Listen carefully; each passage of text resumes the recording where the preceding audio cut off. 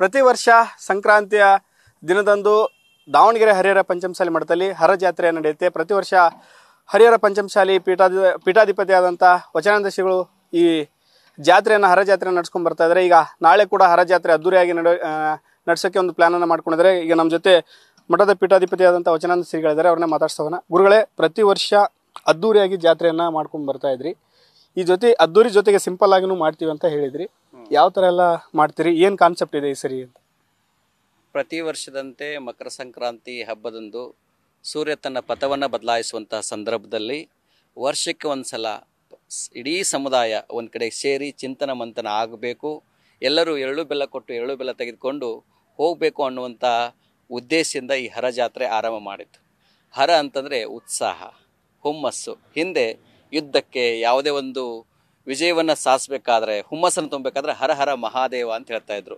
ಹಾಗಾಗಿ ಹರ ಜಾತ್ರೆ ಅಂತ ಹರ ಹರ ಮಹಾದೇವನ ಜಾತ್ರೆ ಅಂತ ಹೇಳಿ ಇಂಥ ಒಂದು ಹರಪೀಠದಲ್ಲಿ ಪ್ರತಿ ವರ್ಷದಂತೆ ಈ ವರ್ಷ ಹರ ಜಾತ್ರಾ ಮಹೋತ್ಸವ ನಡೀತಾ ಇದೆ. ಇದನ್ನು ಅತ್ಯಂತ ಆದರ್ಶವಾಗಿ ಸರಳವಾಗಿ ಮಾಡಬೇಕು ಅನ್ನುವಂಥ ಉದ್ದೇಶದಿಂದ, ಆದರೆ ಪರಂಪರೆ ನಿರಂತರವಾಗಿ ನಡಿಬೇಕು, ಆ ಪರಂಪರೆಗೆ ಒಂದು ಹೊಸತನವನ್ನು ಕೊಡಬೇಕು ಅನ್ನುವ ಕಾರಣಕ್ಕಾಗಿ ಈ ವರ್ಷ ಈ ನಮ್ಮ ಸಮುದಾಯದ ಒಂದು ಬೆಳ್ಳಿ ಚಿಕ್ಕಿ ಧ್ರುವತಾರೆ ಅಂತಂದರೆ ವೀರಾಣಿ ಕಿತ್ತೂರು ಚೆನ್ನಮ್ಮ.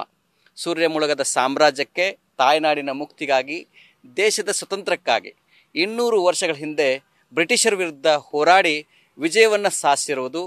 1824ರಿಂದ ಇವತ್ತು 2024ರವರೆಗೆ ಅಂದರೆ 200 ವರ್ಷ ತುಂಬಿದ ನೆನಪಿನಲ್ಲಿ ದ್ವಿಶತಮಾನ ವಿಜಯೋತ್ಸವ ಅನ್ನುವಂಥ ಕಾರ್ಯಕ್ರಮ ಈ ವರ್ಷ ನಾವು ಮಾಡ್ತಾ ಇದ್ದೇವೆ. ನಾಳೆ ಕಾರ್ಯಕ್ರಮಕ್ಕೆ ಯಾವ ಟೈಮ್ಗೆ ಆರಂಭ ಆಗುತ್ತೆ, ಯಾರೆಲ್ಲ ಬರ್ತಾರೆ? ಅಂದರೆ ಮುಖ್ಯ ಅತಿಥಿಗಳು, ಗಣ್ಯ ವ್ಯಕ್ತಿಗಳು ಯಾರಾದರೂ ಬರ್ತಾರೆ? ಖಂಡಿತ ನಾಳೆ ಪ್ರಾತಃ ಕಾಲ ಬ್ರಹ್ಮ ಮುಹೂರ್ತದಲ್ಲಿ ಹರನಿಗೆ ಅಭಿಷೇಕ ಧಾರ್ಮಿಕ ಕಾರ್ಯಗಳು ನಡೀತವೆ. ನಮ್ಮ ಗುರು ದೇವರಾಗಿರುವಂತಹ ಶ್ರೀ ಮಹಂತ ಮಹಾಶಿವಿಗಳ ಕರ್ತೃಗಳು ಕೂಡ ಅಭಿಷೇಕ ಆರಂಭವಾಗುತ್ತೆ. ಆದ ನಂತರ ಬೆಳಗ್ಗೆ ಸಾಮೂಹಿಕ ಇಷ್ಟಲಿಂಗ ಪೂಜೆ ಇರುತ್ತೆ. ತದನಂತರದಲ್ಲಿ ಪಲ್ಲಕ್ಕಿ ಉತ್ಸವ ಅಂದರೆ ಹರ ಜಾತ್ರೆಯಲ್ಲಿ ಧಾರ್ಮಿಕ ಪರಂಪರೆ ಹೆಚ್ಚು ನಾವು ಒತ್ತು ಕೊಟ್ಟಿರೋದ್ರಿಂದ ಹರ ಮಹೋತ್ಸವ ಆಗುತ್ತೆ.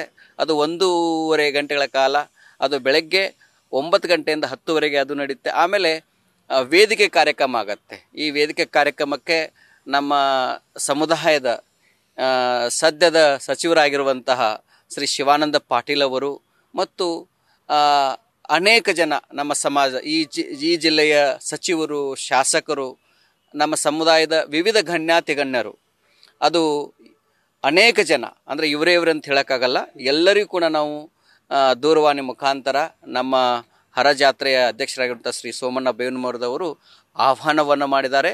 ನಮ್ಮ ಸಮುದಾಯದ ಮತ್ತು ಬೇರೆ ಬೇರೆ ಎಲ್ಲ ಸಮುದಾಯದ ಶಾಸಕರು, ಸಚಿವರಾದ ಹಾವೇರಿ ಜಿಲ್ಲೆ ಇರ್ಬೋದು, ದಾವಣಗೆರೆ ಜಿಲ್ಲೆ ಇರ್ಬೋದು, ಚಿತ್ರದುರ್ಗ ಜಿಲ್ಲೆ ಇರ್ಬೋದು, ಬೆಳಗಾವಿ ಜಿಲ್ಲೆ ಇರ್ಬೋದು, ಬಾಗಲಕೋಟೆ ಇರ್ಬೋದು, ವಿಜಯಪುರ ಇರ್ಬೋದು, ಕೊಪ್ಪಳ ಜಿಲ್ಲೆ ಇರ್ಬೋದು, ಹೀಗೆ ಎಲ್ಲೆಲ್ಲಿ ನಮ್ಮ ಸಮುದಾಯದ ಜನಗಳಿದ್ದಾರೆ ಅವರೆಲ್ಲರೂ ಬರ್ತಾ ಇದ್ದಾರೆ ಮತ್ತು ಅನೇಕ ಜನಪ್ರತಿನಿಧಿಗಳು ಬರ್ತಾ ಇದ್ದಾರೆ. ಯಾಕಂತಂದರೆ ನಾವು ಈ ವರ್ಷ ಆಹ್ವಾನ ಪತ್ರಿಕೆಯನ್ನು ಮುದ್ರಣ ಮಾಡಿಲ್ಲ, ಕೇವಲ ದೂರವಾಣಿ ಮುಖಾಂತರ ಅವರಿಗೆ ಮಾತನಾಡೋದ್ರ ಮೂಲಕ ಅವರಿಗೆ ಆಹ್ವಾನವನ್ನು ಕೊಟ್ಟಿದ್ದೇವೆ.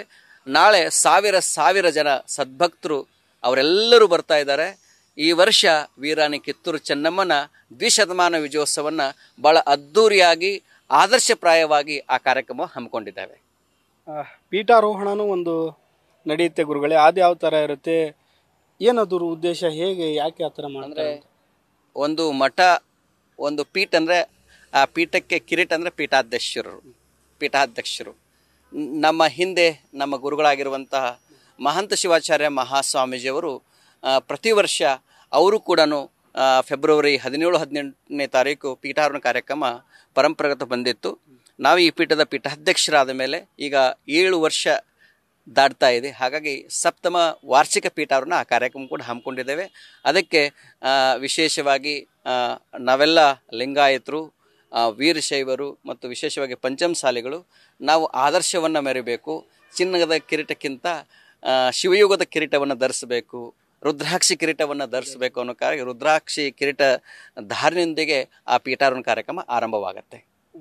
ಯಾವಾಗಲೂ ವಚನಾನಂದ ಶ್ರೀಗಳು ಒಂದು ಕಾನ್ಸೆಪ್ಟನ್ನು ಇಟ್ಕೊಂಡು, ಒಂದು ಅಜೆಂಡಾವನ್ನು ಇಟ್ಕೊಂಡು ಹರ ಜಾತ್ರೆಯನ್ನು ಮಾಡ್ಕೊಂಡು ಬರ್ತಾಯಿದ್ರು. ಈಗ ಸೂರ್ಯ ಪಥವನ್ನು ಬದಲಿಸ್ತಾನೆ ಸಂಕ್ರಾಂತಿಗೆ ಅಂತ ಹೇಳಿದರು.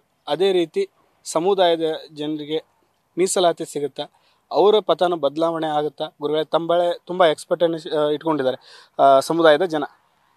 ಖಂಡಿತ ಒಳ್ಳೆಯ ಕಾಲ ಆರಂಭವಾಗಿದೆ.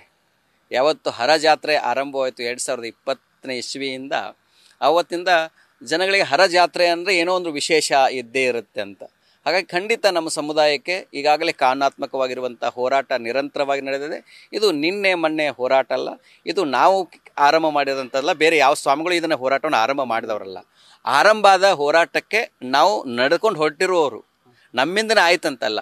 1994ರಿಂದ BM ಹನುಮಳ ಅಂತ ಒಬ್ಬ ಶಾಲಾ ಶಿಕ್ಷಕರು ಈ ಸಮುದಾಯದ ಅಸ್ಮಿತೆ ಸಲುವಾಗಿ ಹೋರಾಟವನ್ನು ಆರಂಭ ಮಾಡಿದ್ದು.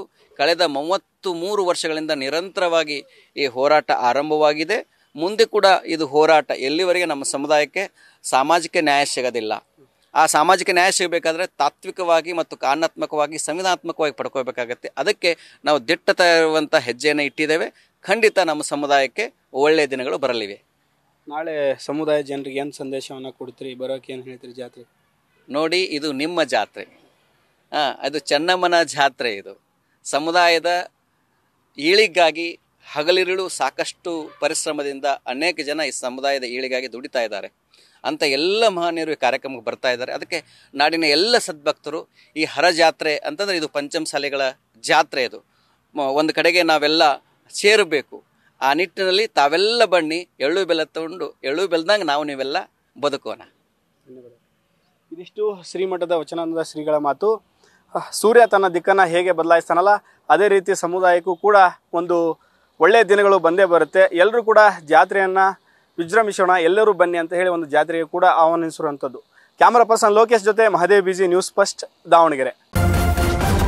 ನ್ಯೂಸ್ ಫಸ್ಟ್, ನಿರ್ಭೀತಿಯಿಂದ ನಿಮ್ಮ ಪರವಾಗಿ.